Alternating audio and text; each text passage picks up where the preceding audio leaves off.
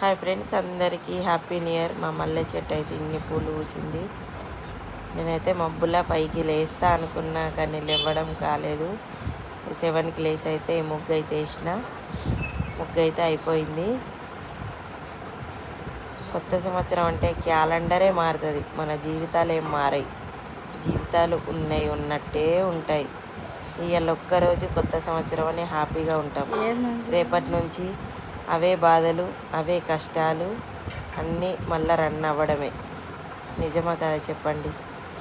మీ అందరి ముగ్గులు అయినాయా? మరి నేనైతే ముగ్గు ఇలా వేసిన. నా ముగ్గు ఎలా ఉందో కామెంట్ బాక్స్లో కామెంట్ చేయండి. ముగ్గు మాత్రం కంప్లీట్ అయిపోయింది. అందరికీ హ్యాపీ న్యూ ఇయర్ 2025. అందరి జీవితాలు హ్యాపీగా ఉండాలని కోరుకుంటున్నాను. జై భవానీ, జై భవానీ, జై దుర్గా.